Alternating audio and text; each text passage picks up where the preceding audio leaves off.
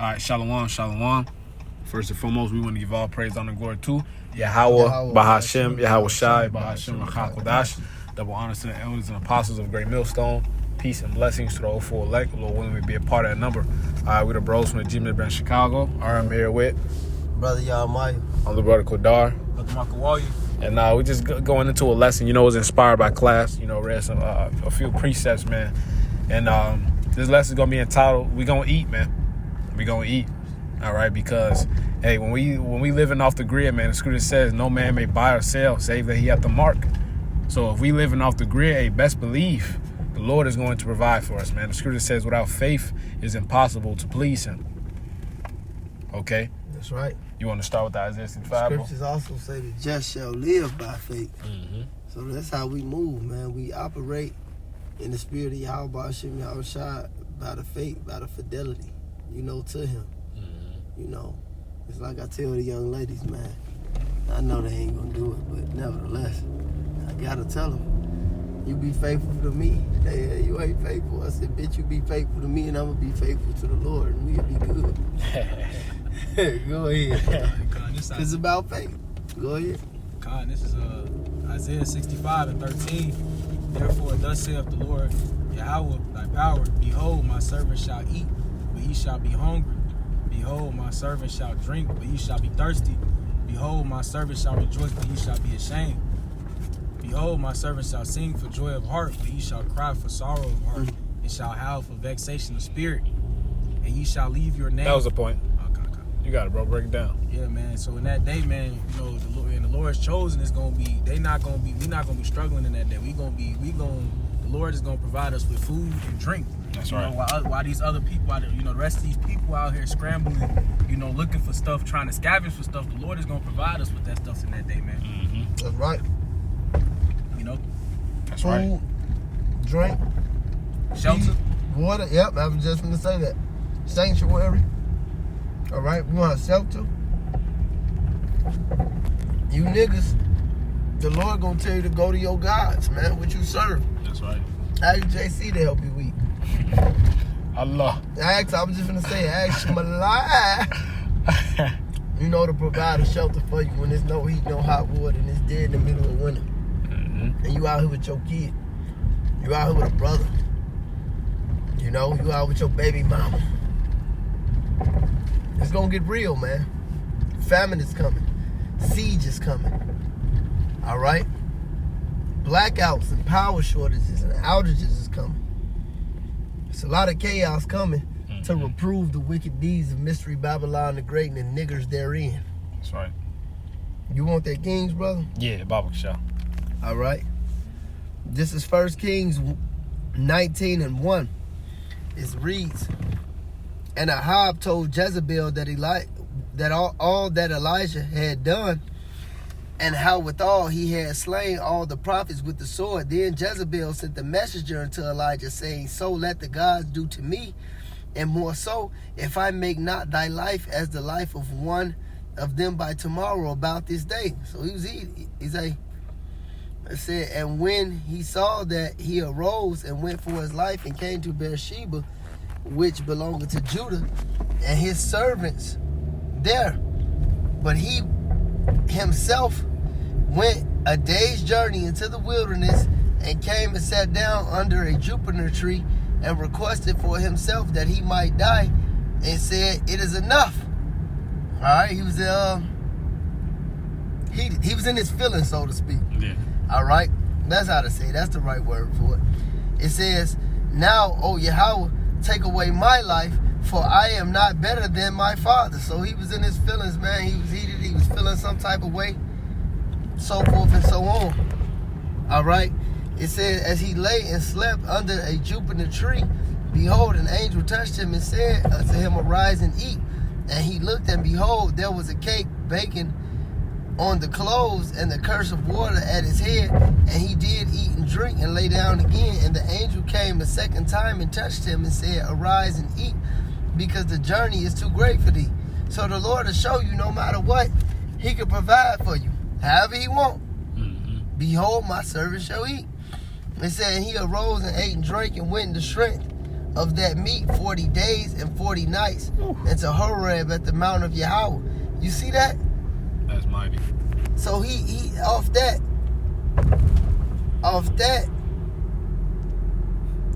Mighty. Look, man. Off of the small food and drink. Fueled for 40 days. He ate for 40 days. Mm-hmm.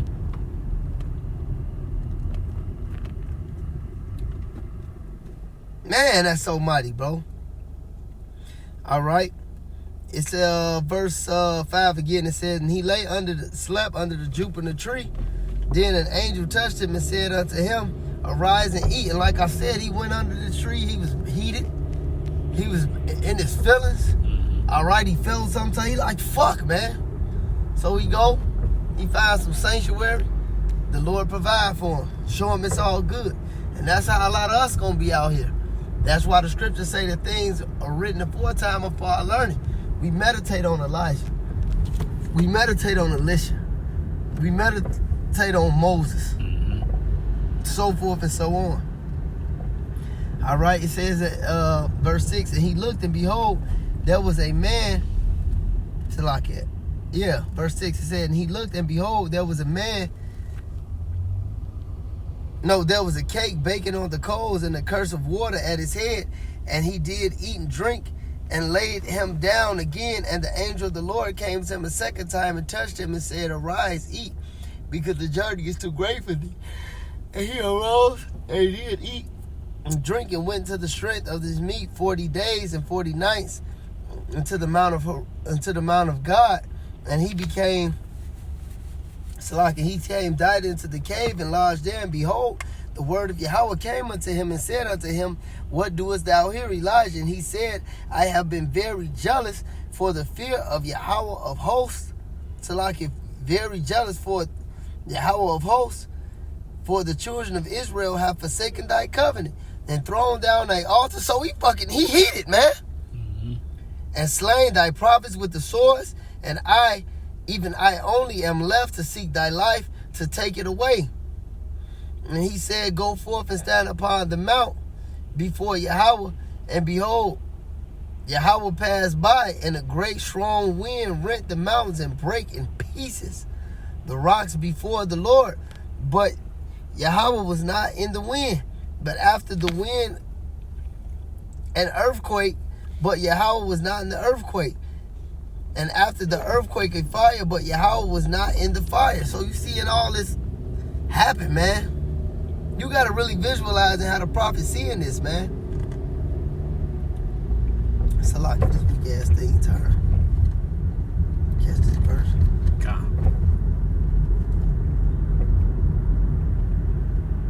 Hold on. I'm trying to see what verse I left out at before it flicked off. Okay, here we go. It's verse 11, 1 Kings 19 and 11.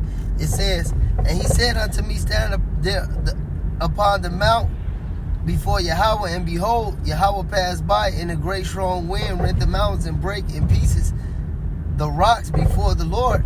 But the Lord was not in the wind. And after the wind, an earthquake, but the Lord was not in the earthquake. And after the earthquake, a fire, but the Lord was not in the fire. And after the fire, a still small voice. It was so, when Elijah heard it, he wrapped his face in his mantle and went out and stood in the entering of the cave. And behold, there came a voice unto him and said, what doest thou here, Elijah? And he said, I have been very jealous for the fear of Yahweh of hosts, because the children of Israel have forsaken thy covenant, thrown down their altars, and slain thy prophets with the sword. And that's what happening today, man. We see that today on an average basis. And I, even I only, am left, and they seek my life to take it away. And Yahweh said unto him, go, return thy way into the wilderness of Damascus, and when thou comest, anoint Hazael to be king over Syria. And that shows you, no matter what you're going through, we still have work to do, man. Yeah. So no matter what, hey, the scripture says what? The Lord will provide. All we got to do is the work. He was in the wilderness. He was heated. He was isolated. Shit was going on. He like, fuck, man. What else could happen? The Lord told him, look, go do the work, man. This was going to happen. All right. And Jehu, the son of Nimshi, thou shalt anoint to be king over Israel. And Elisha, the son of Shaphat of Abinolah, shalt thou anoint to be prophet in thy room. And this, you want me to read more? It's 8 to 19. That's cool. We could. Con. Yeah. We got the Psalms too. Gone. Hold on. You got that Psalms, brother? Yeah. I got it. Go ahead. This Psalms 104 and verse 21.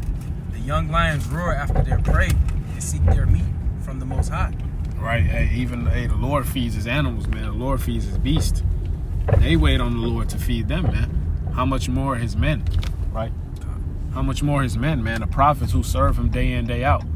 All right, whom he promised he promised to be there, man. All right, the Lord is not a man that he should lie. All right, hey, the Lord said his servant shall eat, so the Lord guaranteed us. All right, hey, food, deliverance, protection.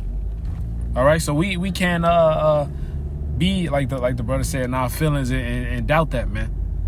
You know, we have to fully believe in Yahweh Shem El Shai. I got one for you. Yeah. This going back to Elijah. This is 1 Kings 17 and verse 4.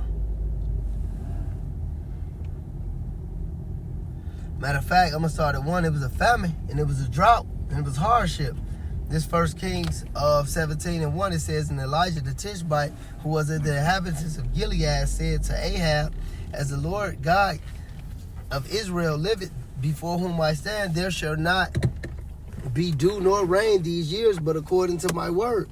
So that what does that create? Famine. It said, and the word of the Lord came to him, saying, go henceforth and turn thee eastward and hide thyself by the brook Cherith, that is before the Jordan. So once again, isolating, alone. Elijah was mighty as fuck, bro. Yeah. Who is John the Baptist? It said, and it shall be that thou shalt drink of the brook, and I have commanded the ravens to feed thee there. Now, when you on the ravens and crows, it's illegal to own some of them in a lot of countries because they wise, man. Mm-hmm. They know how to figure shit out more than damn near any animal. Yeah. And what a lot of dudes do, especially over there in Europe, they take ravens and crows and train them on how to steal money. Yeah. How to fly in windows and steal money God. and bring it to them. But the scriptures prove that. It says, so he did according unto the word of the Lord, because it's all we supposed to do. And so he went and dwelt by the brook Cherith, that is before Jordan, and the ravens brought him bread and flesh in the morning, and the bread and flesh in the evening, and he drank of the brook. Damn, that's mighty, man. Call all y'all about your most shot. Call out y'all ship outside. You ain't shit getting killed. Probably 1 or 2 niggas that found some meat and cooked it. The raven swooped him and brought it to Elijah. The raven was swooping shit, bringing it to Elijah. He just chilling by the brook. He said, the Lord said, I commanded the ravens to bring you food. You can't beat that, bro. That's mighty. That's mighty, man. How's you gonna beat this? That's beautiful, man. That's why it takes faith. All right, a lot of the niggas in the world won't understand that, man. They can't understand it. All right, this is James 1 and 5. If any of you lack wisdom, let him ask of the Most High, that giveth to all men liberally, and upbraideth not, and it shall be given him. But let him ask in faith, nothing wavering. For he that wavereth is like a wave of the sea, driven with the wind and tossed. For let not that man think that he shall receive anything of the Lord. All right, it says a double-minded man is unstable in all his ways. So you have to believe in Yahweh Shem El Shai fully. All right? And when you doubt, when you pray, you're supposed to have faith behind it. You're supposed to know that the Lord hears your prayers. But if you doubt, that's just disrespectful, man. You know? That's we like the woman asking of the Lord. Yeah. We the kids of the Lord. Go ahead. Yeah, that's like asking your husband or your, it's like you're the son and shit, and you asking the father for something. You go to the room, he sneak past, and he hear you murmuring and shit. I know he not gonna buy it. I know he not gonna come through for me. Like, nigga, I fuck you then. You supposed to believe in me. You supposed to have faith in me. That nigga Melvin say, yeah, I heard you. You know? But the whole point is we're supposed to have trust in Yahweh Shem El Shai that he's going to come through for us, man. Scripture says Zechariah 3 and 8. All right, wait ye upon me till I rise up to the prey. So that's what we got, the game plan already, man. Trust and believe in it. You know, and the game rewards, man. You know, hey, we got the best position right now. That's right. I got one more. You ever bring out that Psalms? Yeah, I brought it up. This is let me find this real quick. Might about to bring something out. Go ahead. All right, Con, just to go back to that, the brother brought out faith, man. This is a Hebrews 11:1. Mm-hmm. Now, faith is the substance of things hoped for, the evidence of things not seen. And we hope that in that time the Lord is gonna provide for us, man. That's what we hope for, man. We know that's gonna happen. That's gonna happen. Con, we know that's gonna happen for us, man. While these other people out here scrambling and out here, terrorizing, robbing each other, man, the Lord gonna provide for us in that day. The stuff with these, these preppers and stuff that brought up, the Lord gonna have that stuff, for us. Yeah. Con, Like that, like Leave the World Behind when a daughter stumbled upon that. She stumbled upon that whole little bunker, and they had and the animals was at peace with her too. Yeah, cause them deers, all them deers and stuff. Mm-hmm. Deer can kill you easy. I ain't even gonna hold you. Yeah. See what that shit do to a car. God. Yeah. I seen the deer stomp the shit out of a dog. It was a Rockwell or something. One of them dogs were loud. Gotta have a quick one if you did. Go ahead. This Bell and the Dragon 1:30. Now when the king saw that they pressed him sore, being constrained, he delivered Daniel unto them. The spirit, we brought this out in class. It said, who cast him into the lion's den, where he was 6 days. In the den there were 7 lions, and they had given them every day 2 carcasses and 2 sheep, which then were not given to them, to the intent that they might devour Daniel. All right, so they fed the lions twice a day. All right. But they left them starving on purpose, so to the intent that they could eat up Daniel, man. Mm-hmm. Try to set him up. Verse 33. Now there was in Juri a prophet called Habakkuk, who had made pottage and had broken bread in a bowl and was going into the field for to bring it to the reapers. But the angel of the Lord said unto Habakkuk, go carry the dinner that thou hast into Babylon unto Daniel, who is in the lion's den. So where the fuck is that? And Habakkuk said, Lord, I never saw Babylon, neither do I know where the den is. You got a picture of that, bro. That's like me doing this. No plane, no train. What did it say on Bobby's World? Plane, train, and taxi cab. That's old school. No, nothing. And the Lord telling me to go bring some shit to a brother in Vegas, man. Mm-hmm. I never seen Vegas. God. Go ahead. It says, then the angel of the Lord took him by the crown and bare him by the hair of his head, and through the vehemency of his spirit, set him in Babylon over the den. Spirit of fire. That instant transmission. That's right. Verse 37, and Habakkuk cried, saying, O Daniel, take the dinner which Yahweh hath sent thee. And Daniel said, thou hast remembered me, O Yahweh, neither hast thou forsaken them that seek thee and love thee. So Daniel rose and did eat, and the angel of the Lord set Habakkuk in his own place again immediately. Dropped him right back off. You served your purpose. Teleport. So the Lord can have things written aforetime, written for our learning. Romans 15:4. Hey, the Lord can have a brother do that. That's right. You just have to have faith. Faith. That's the most important, man. Faith. All right. Did you have one, brother? Okay. I had this one. Just going into the faith, you got to know the things you learned.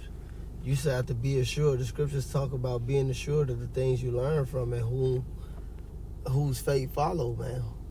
We learned this from the apostles. This is Isaiah 30:20. It says, and though the Lord give you the bread of adversity and the water of affliction, yet shall not thy teachers be removed into a corner anymore, but thy eyes shall see thy teachers. So the Lord brought this up for us to have faith and be strengthened in the last days and know what to do. All right, this is Isaiah 30:21. It's the point. It says, and thy ears shall hear a word behind thee, saying, this is the way, walk ye in it. And when ye turn to the right hand and when ye turn to the left. So you got to understand and have faith that the Lord going to guide you in these days. We read about Elijah. It's lucky. We read about Elijah twice. Everything he did was exactly what the Lord told him. Mm-hmm. And he was blessed for that. Where else you want to go, nigga? That's it, though. God. Hey, so that's the whole point, man. Have faith. So, Logan, that was edifying. I'm going to give all praise, honor, and glory to Yahweh, Ba'ashem, Yahweh Shai, Ba'ashem, Makakadash. Double honors to the apostles and elders of Great Millstone. Peace and blessings to those 4 elect. Shalom. Kwame Sharala wa Abad Ball. Oh. What'd you say? Endure.